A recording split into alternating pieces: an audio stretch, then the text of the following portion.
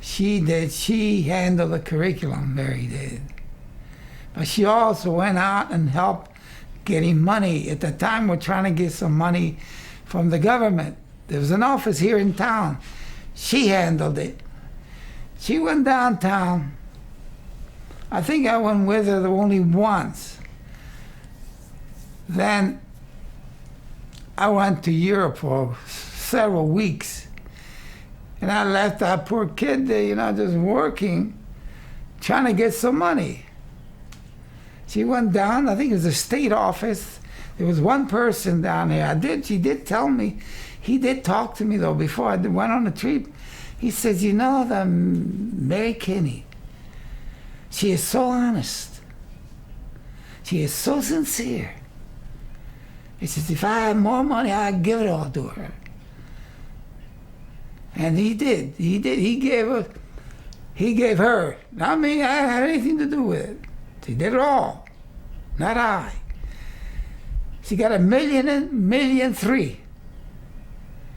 At 3% subsidy grant from the government through that officer who respected Mary Kinney so highly. Then, you know, he says, wait a minute, I can get some more money. He went up to Mary, you know, and says, I think we can get you another. We'll get no subsidy grant, just cash. We'll give you $600,000 more. That's all Mary did. Well, I was having a good time in Florence. They even went to Greece. By the way, the Greeks cook better in Greece than they do here in America. Mary did get that all by herself. As I say, I didn't do anything at all in it. But just last week, Denny Griffith was so kind to call me and said, I want you to know that this board, the Columbus College of Art and Design Present Board, voted unanimously to put Mary T. Kinney's name on the building. See? Mary T. Kinney, the one we call V Hall now. The one that Kajitani mural is in front of it. I thought that was wonderful. I do want to compliment the board for being farsighted, for being understanding, and being very, very sincere. You know, she's so deserving of it. And thank you for that. Thank you very, very much. You were helping kids. They used to look at kids, so many of them, at the dirty kids. To us, they were beautiful kids. If they got smeared a little bit, that was not dirt. They were wonderful kids, talented kids. These are the artists. These are the artists that certainly eventually will show in museums. The kids had to realize that they had to really, really study it, really, really practice it. Not just read about it, they had to practice it and look at it, you know, and take the criticism, no matter how bad. I used to have kids, some of the brightest kids, you say, Mr. Canzani said, tell me, Connie, what's wrong? I know it's not right. Tell me. They want me to rip it apart, and I would. See, and the kids who had the guts to do that usually came out on top. See? And experience is a lot to do with it, Tom. You know, you get so much of, you know, I had to laugh sometimes. People say, what are you worried? They tell me, what are you worried about color? You can go to the computer and knock out hundreds of color schemes. I let them say it. Then I look at them again. You know, never walk away smiling. I smiled a little bit. And I went, hey, wait a minute. Come here. You're going to get hundreds more color schemes in the computer? How the hell you know which are good, which are bad? I said, number one. Number two, how do you know which one to use for what relationship? How do you know which relationship is better or worse? I said, it takes an artist with experience to tell you that. So you forget that little box for a while and learn what color really is. What, what really makes it sing. See, that's the way it's done. Yeah. Well, CCAD always did have a reputation of being a tough school. Yeah, but Tom, that's great. See, some people have even criticized that, so you're too tough. What the hell can you do the easy way? Tell me, I'll quit everything. Even now, I'll do it. What? Can somebody come in and take your place the easy way? How many years do they have to erase? That cumulative knowledge, sensitivities. I don't mind giving some criticism, without mentioning any name, but even locally, major universities, small colleges, I can defend it. Every word I say, I can defend it. But I'm telling you, they don't know a damn thing about design. None of them. They don't know a damn thing about color. That's the problem. See, they just don't have it in the curriculum. Color, they say, oh, well, they do it. They express themselves. But Tom, what the hell can you express when you don't know it? Isn't it better to know something before you open your mouth?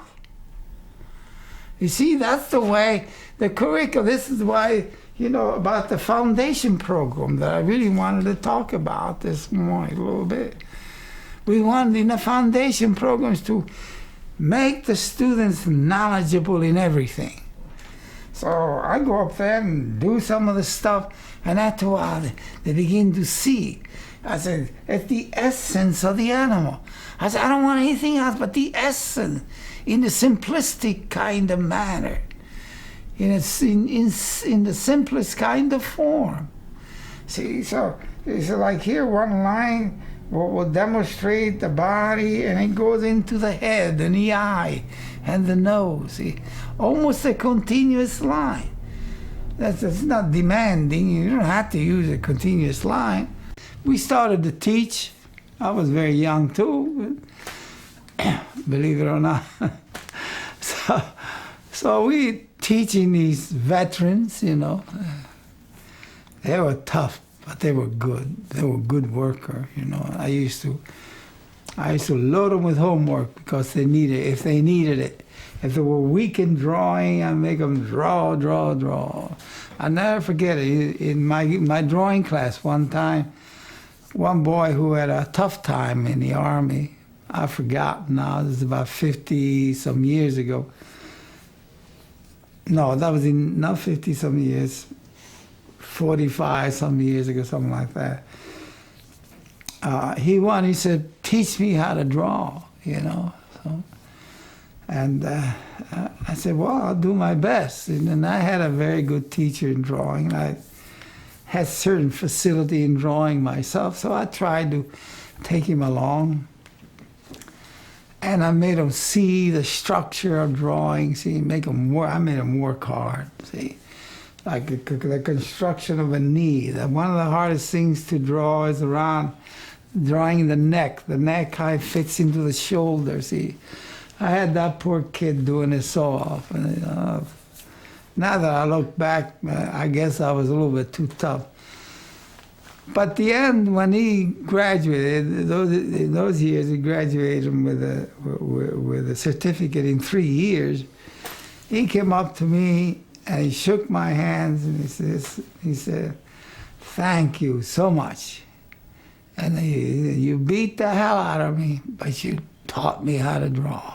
See, I was teaching. I said, in my experience, maybe I'm all wrong, but in my experience, 46-some years of teaching, I've yet to see one student that ever got angry with me because I was tough with them when I was trying to make them better.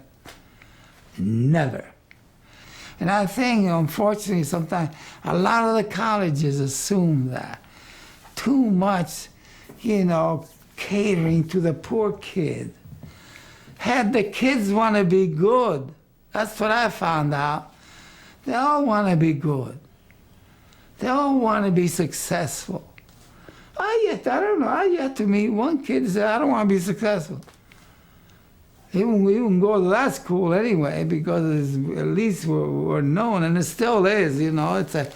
It's a tough school, but it's good. That's what we wanted, a reputation. It's tough but good, see. So that's it. I don't think there's any difference at all in the student, but there's a hell of a lot of difference in the teachers. That's where you have to be careful. Yeah, we were tough, but only from the point of view of quality, see, the point of view of quality. See, and to give you an example, we were on the third year level. We were talking about color here, you know. You teach the kids, see, most colleges don't even teach color. They think, oh, they'll do it their way, you know. You know why they don't teach it? Because they don't know what the hell to say. They don't know it. We teach the 3 years of it, the foundation year. We have it, bring it up in the second year level. On the third year level, we have probably one of the best courses in the world. I saw an example of one problem, almost looked one of ours out of an art school in Switzerland. So I said, it must be one of our graduates teaching there because it was too close to what we were doing, see. But to give you an idea, you know, we just didn't say, you know, paint. Now it says, here's one color. What can you do with it? Vary it, watch it. Like you said, take blue. You know, make it green, make it grayer and grayer and grayer, and bluer and bluer and bluer. Put them together. Look at the variety you can get with one color. See, that's one problem. The kids had to do that with stripes, and they see it. See, they had to see it. They comprehend, they respond. That's what we teach it. Then the second problem, it goes on to complementary colors. See, like red against green. See, you know, how can you make them work at best? You know, you can use black and white if you want to. You start using black and white, red against green. Now they realized that they had to dominate in one or the other. In anything, in art and aesthetic, just like music. In music, you know, you want to create a song, you got to dominate with a melody. And you got to hear the melody, you know, how it permeates through the entire song. It's the same way with color. See, when you work with color, with say redness against greenness, you have to, you know, dominate. What do you want? What kind of dominance do you want? Greenness dominant? More of, thereof, redness, you know. See, then beyond that, you know, the next, you know, here's a triad of color. A triad, you know, we use 3 different colors. There, the dominant factor becomes more important now. Use black and white, triadic. Watch them work. Watch the weight of one against another. See how they feel together.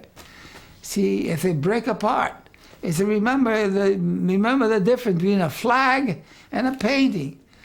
A flag, you normally use contrasting chroma because it has to be seen by distance and recognition. But in a painting, you know, you can use gray, gray reds, gray, gray greens, gray, gray blues, soft feeling, see, responsive. And just like music, see, minor keys, you know, the melodic character. See, then you go on with more variety of color. Then you teach the kids, you say, now look, color has space.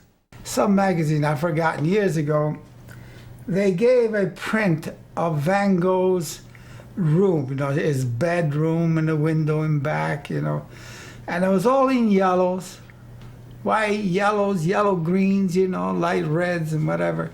See, it is naturally a masterpiece of Van Gogh's kind of genius about color. I noticed, number one thing, Van Gogh made a mistake, but it's not to talk about, you know.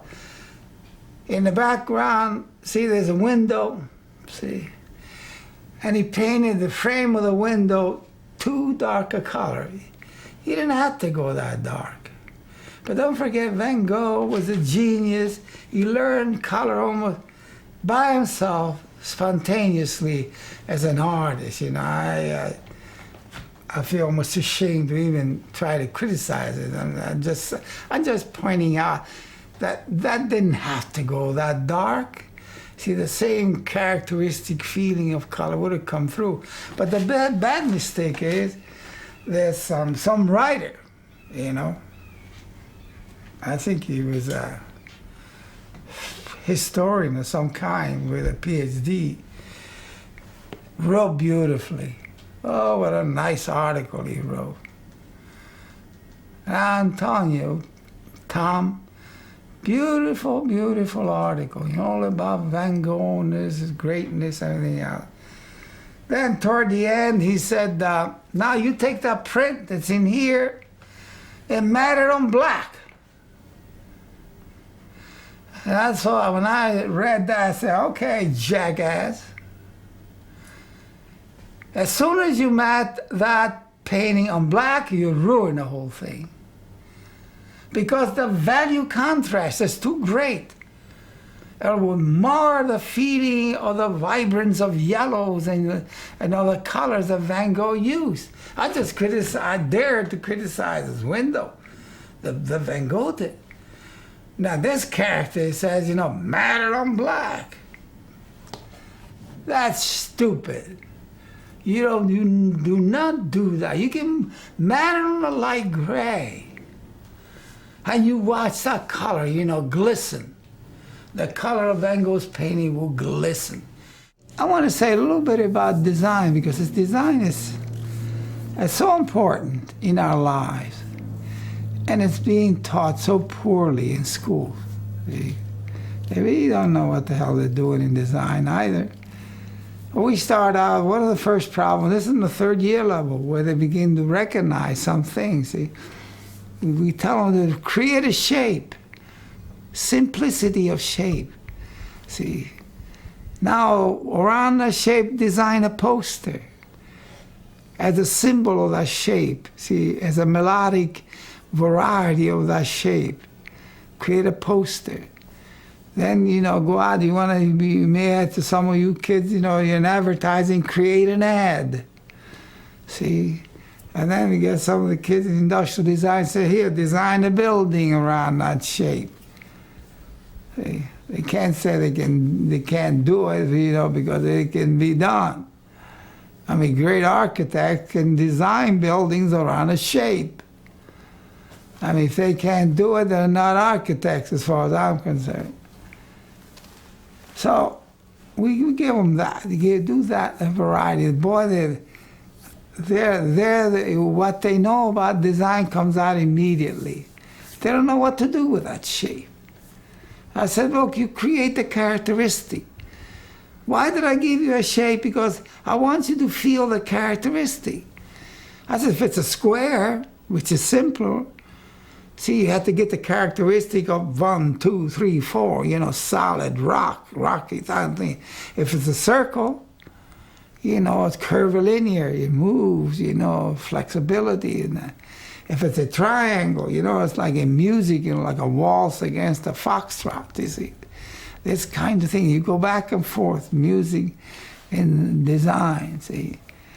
And after that problem, you know, they begin to realize something about shape, little bit, not too much. You give them, say, create 3 contemporary shapes. I said, black against white, use ink. See, whatever you do, we tell them to, see, do the drawing in pencil and fill it in with ink. The reason you do that is because they can see. Otherwise, you know, just do that, you know, get away from that quick stuff. They don't know what the heck they're doing. Now just draw it and then fill it in. And watch the shape you create. He created 3 or 4 of them. See? And then we talk about those who, those who design potatoes, which is all right. Once in a while you want a design that looks like a potato. See? But most of the time they're not very pleasant. It's not very, very contemporary. See, contemporary is contrasting differences, the large against the fine. You see, the thin against the heavy, see, that kind of thing. And then you go on, try to make them more aware about shape, Do shapes of, with variety of tonalities, see. So to get them to get shape in your mind. See, now develop the seeing part. And when I see hundreds of them, the kids do 7 or 8 of them in class, they put them up on a bulletin board, they begin to see all these. And the instructor can criticize them, hopefully. See, tell them which are good, which are bad, and why. Why, see. And there, these develop. What do you think your greatest accomplishment has been over 46 years of teaching? I tell them the truth. I didn't beat around the bush with the kids. I told them. I was always very honest with them. I would make them work hard because I know they had to do it in order to get better. See, they had to do it to get better. And they recognize that. It's just like a circle. People say, "What's a circle?" Oh, that's easy. That's a circle. Nah, that's no circle. Is not a circle. Circle is a feeling of circularity. See, how do you know? Yeah, because you put it up against triangularity. What's triangularity? He said, look. Do you ever hear a waltz? Music in music, it's 1, 2, 3, 1, 2, 3. That's entirely different as 1, 2, 3, 4. See, in music it's more immediate, but in color it's there. You gotta feel it to know it. See, so that's what circle is, circularity, and then you go on to the rectangularity. You see. Why? Because it's not triangularity. You see, it's always a comparison. You see, that's the way you realize, it comes like the symphony of design and color. See? Oftentimes I used to have students ask me, he says, how do you know? How do you know when the design is done? I can't tell. I said, what kind of music do you like? I used to always refer to music. Think about it. Put yourself in our places when you work like hell. You become successful. You get better and better every month. We started with a couple of dozen students. We ended up with 1,500. Now, God bless the new president, he told me now we have 1,600. Denny Griffith is a good person. He will do a good job. I also must say, too, he's got some good people with him.